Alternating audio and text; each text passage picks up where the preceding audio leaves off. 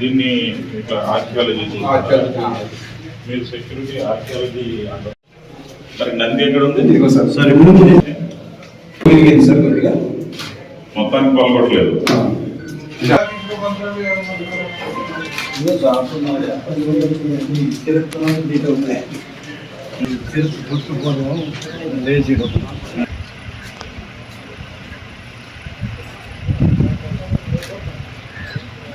ఈ డీకోడ్ చేసే అతను మనకి బాపట్లో ఉన్నారు సార్. సాయి గారా? బాపట్లో ఏజీ కాలేజ్ తెలుగే కదా ఇది? కన్నడనా ఇది? ఎందుకు కూడా ఏమవుతుందంటే 10-1200 సంవత్సరాల క్రితానికి ఇప్పటికి చాలా మార్పులు వచ్చేసాయి. అప్పుడు అక్షరాల్ని మనం స్పష్టంగా చదువుతాం. లైన్లలో ఆయన గణపతి దేవుడు అభయ శాసనం, మన కాకతీయుల ఫౌండర్ గణపతి దేవుడు ఏమని అంటే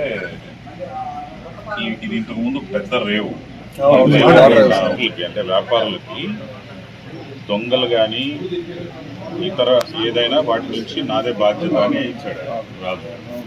సో దొంగల నుంచి మీకు ఎటువంటి ప్రమాదం, అభయశాసనం, దొంగలు ఎవరు దోచుకోరు, కేవలం ప్రకృతి విపత్తులు తప్ప మిగతా అన్నిటి నుంచి నేను రక్షిస్తాను అని ఇస్తాడు.